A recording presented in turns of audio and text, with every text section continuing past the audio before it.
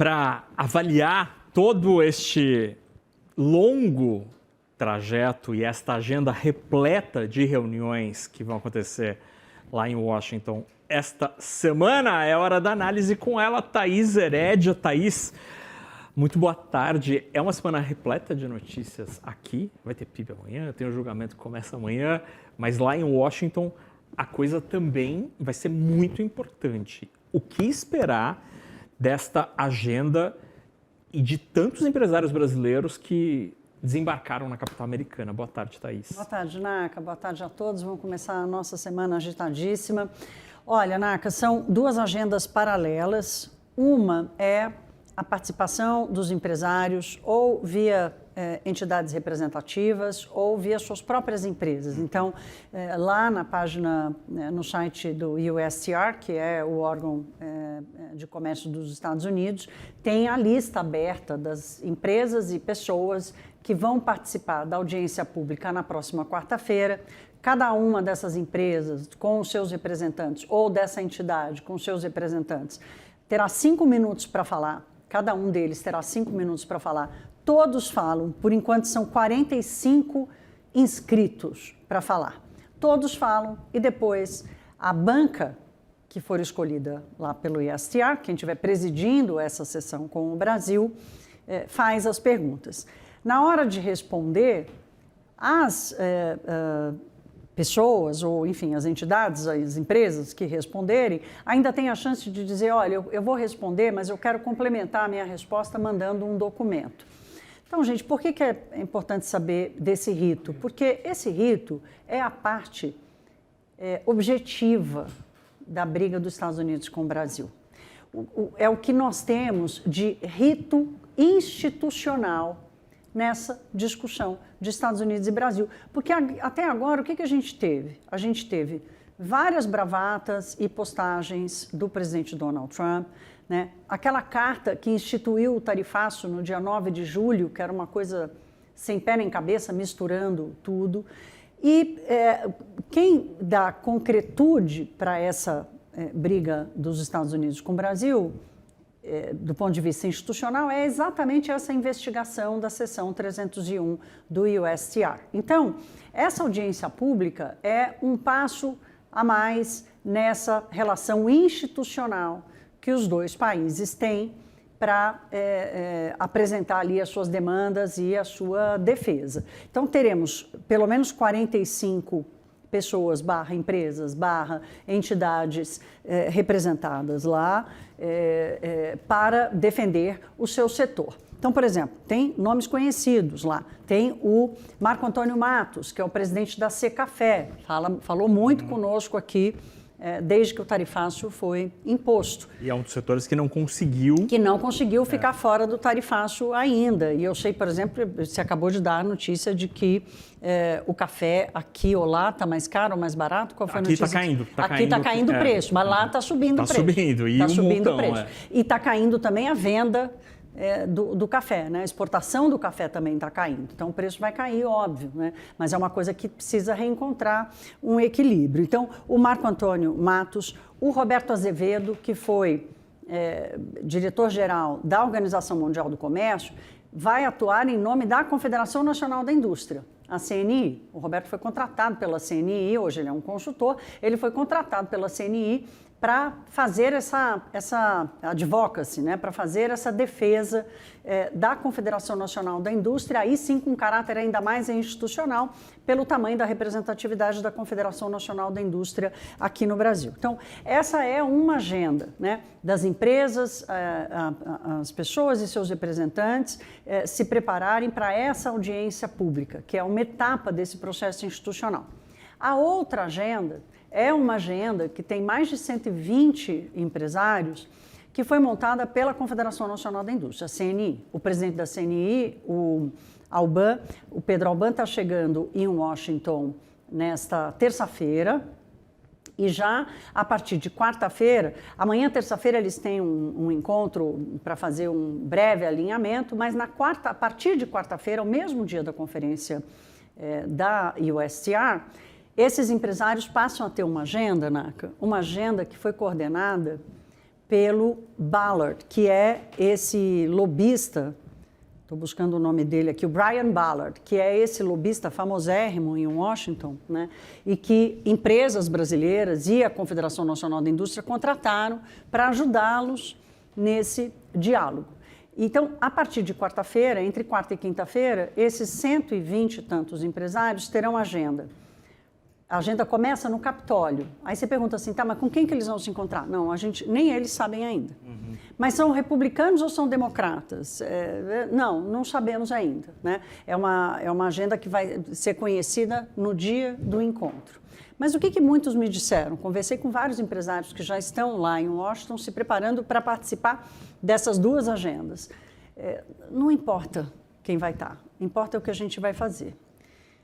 E eu fiz um questionamento para todos eles, Naka, porque assim, como vai separar a defesa técnica, institucional, que eu acabei de citar aqui, né, que é esse rito do ISTR, com a leitura política do que está acontecendo, que tem um peso enorme nessa discussão. A premissa dessa crise é política, não é econômica, né?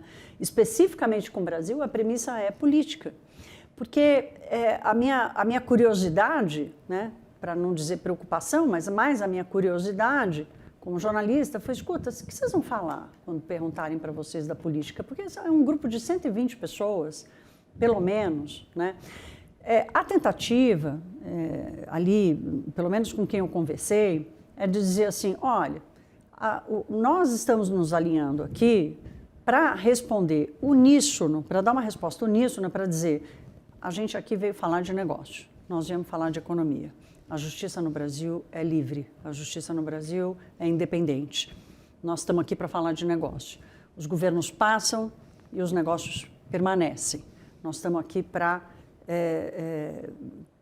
consertar, botar um band-aid nas feridas abertas com esse tarifaço, né? E retomar um comércio com os Estados Unidos. Então, vai ser incansável, segundo eles me disseram, essa resposta de dizer, a gente veio aqui para uma participação técnica, a gente veio aqui para explicar qual a importância dos setores que fazem negócio com os Estados Unidos no Brasil e qual a importância para os Estados Unidos da relação comercial entre os dois países. Então, é óbvio que eles estão se preparando para um ambiente de maior tensão. Não tem como, né? Mas um deles me disse assim, Thaís, a gente está desde o começo aqui conversando entre nós, dizendo assim, ou a gente topa fazer uma viagem apartidária, apolítica, ou a gente pode perder o foco em algum momento. É jogar fora, né, toda essa articulação se a política entrar no meio. E, Thaís, essa estratégia de... Então, você tem uma agenda que está marcadinha mesmo na agenda lá de cada um deles, que é o momento da audiência, onde cada um vai falar por 5 minutos, mas essa outra agenda paralela, por exemplo, no Capitólio, a gente não tem detalhes, porque ela efetivamente está sendo construída, ou disseram não estão dando detalhes para evitar que, por exemplo, Eduardo Bolsonaro influencie, tente... Ninguém fala isso publicamente, mas fica claro que tem um cuidado enorme, assim como aconteceu com os senadores que foram para lá. É verdade, também não Os senadores que foram para lá estavam cheios de dedos, diziam assim, Thaís, a gente quer falar, mas a gente não vai falar. Porque se a gente fala, a turma que está atuando contra vai para cima, né? Então, passou a ser uma estratégia. Olha que tempos que nós estamos vivendo. Na estratégia de reconexão com o governo americano, né? Essa estratégia demanda segredo. Não é um bom sinal, e né? o mais maluco é que não é um segredo, sei lá, para os americanos. Não é um segredo nem de Estado, não é um segredo industrial, né? É um segredo político. Sim. Então, assim, é a comprovação da premissa política, né? De como ela é verdade. De como ela pode contagiar e contaminar o debate, né? E essa preocupação. Então, um deles me disse assim, imagina, você acha que a gente vai se juntar, esse tanto vai vir para cá, para jogar fora a nossa visita aqui? Não, claro que não, né? Objetivamente não, mas vai ser inseparável o debate. E essa agenda no Capitólio é onde eu acho, Naka, pelo que eu captei aqui, a agenda do Capitólio é onde eu acho que o debate político vai acontecer mais. É óbvio que os representantes do Capitólio que se encontrarem com os empresários brasileiros terão interesse em ouvir coisas dos setores, e os setores claramente estão se preparando para dizer, olha, eu sou do setor tal, eu tenho essa importância, eu quero fazer esse negócio, eu tenho esse histórico e por aí vai. Eles estão super preparados, estão preparados, né? Mas, até para entender qual foi a motivação de Donald Trump, é difícil escapar num ambiente político, no Capitólio, no parlamento americano, onde a coisa também está fervilhando, onde a polarização também é muito alta, dificilmente eles vão escapar de um questionamento político.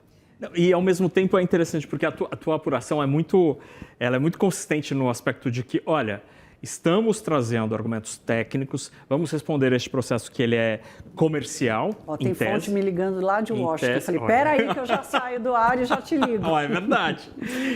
Então, você tem, ainda que o processo seja técnico, econômico, comercial, né, essa comitiva privada, ela está preparada tanto para responder politicamente, como é muito interessante observar, né, a contratação de Brian Ballard, que é esse lobista, que é um nome, tem uma reportagem no site da CNN que conta quem é este homem. Ele é muito importante para Donald Trump, porque ele foi um dos grandes nomes que ajudou a arrecadação de recursos para a campanha lá atrás. Isso. Então é um nome em que, em tese, pode ser ouvido. E se você vai para o Congresso... Ele se vende como alguém com acesso a Donald Trump. É por isso que ele foi contratado. Porque, assim, qual é o interesse? Se a decisão está só na cabeça de Trump, quem é que tem acesso ao ouvido do Trump? Porque uma coisa é falar com o Capitólio, com a US Chamber, com representantes e pares e tal, mas e o ouvidinho de Donald Trump? A quem ele dá essa abertura de ouvir? E o Brian Ballard, por essa proximidade, ele se vende, né, na prateleira dele de serviços, é exatamente essa entrega, de dizer, Donald Trump me ouve. Que é um baita serviço hoje em dia. É um ativo gigantesco, né?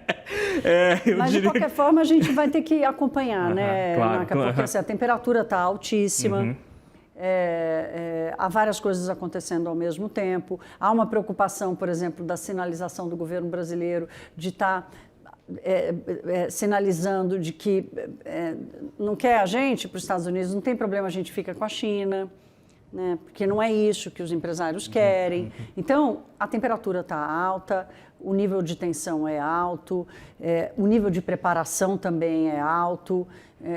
Qual é o objetivo? Um deles, muito experiente, com grandes negócios nos Estados Unidos, me disse assim, Thaís, o que importa é a gente ter que estar aqui. Nós temos que estar aqui. A gente tem que vir, porque está muito distante. Então, assim, se o governo brasileiro não está vindo, se o governo brasileiro está sem acesso, agora a gente tem a apuração do nosso diretor de Brasília, o Daniel Hittner, dizendo que está aberta aí a possibilidade de um encontro presencial entre o governo brasileiro e os representantes do USTR, dessa Câmara, desse órgão de comércio nos Estados Unidos. O Naka estava me lembrando aqui dessa apuração. Então, está aí uma possibilidade, por exemplo, de mais uma abertura para o governo brasileiro. Mas, de qualquer forma, qual é a efetividade? É um encontro privado, do setor privado, indo para lá se defender. Então, só para a gente terminar, a gente está diante de um movimento, uma reação muito interessante do outro lado do mundo. Xi Jinping chamou líderes de vários países, circulou desde ontem, né, alguns encontros ali entre Modi, Putin, Xi Jinping, os três em várias situações ali rindo e tal. Será que este é um sinal, como será que ele vai ser lido pela Casa Branca? É um sinal de que talvez Trump não tenha conseguido muito desestabilizar esse grande grupo de emergentes ali que, em tese, gera alguma dor de cabeça para ele? Olha, a leitura da imprensa internacional é exatamente essa, né? O Trump acabou de ter a prova de que ele não vai ganhar essa batalha, né? ou pelo menos essa batalha não está dada, está longe de estar dada, né? Porque ele tem limitação de se impor diante da China, por exemplo, né? É 120, mas não é de verdade. Não pode comprar não sei o quê, mas compra. Não pode investir, mas faz, né? Porque ele tem limitação, né? A interdependência entre os dois países é gigante. E esse encontro de hoje, né?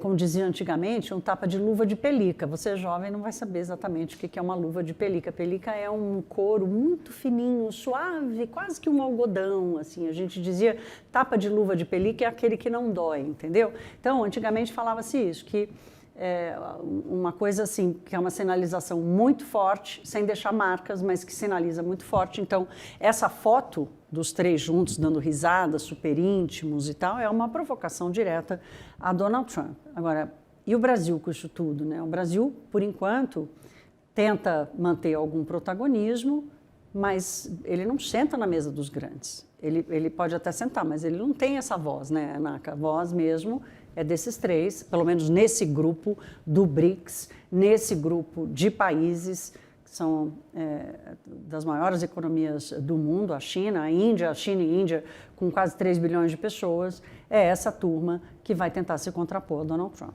O Lula, tenho certeza que adoraria estar nessa foto. Gente, você já pensou? Tadinho, deve estar sofrendo, o presidente não ter ido nesse encontro, mas enfim. Thaís, obrigado pela conversa. Amanhã será um dia daqueles para o noticiário. E que bom que a gente Será que alguém vai dar bola para o PIB? Essa é que amanhã vai ter o julgamento, né? No mesmo horário. Vocês que estão aqui com a gente no Money, vocês não nos abandonem, hein? Porque a gente vai trazer aqui toda a leitura do crescimento da economia. Obrigado, Thaís. Até amanhã. Até. Beijo.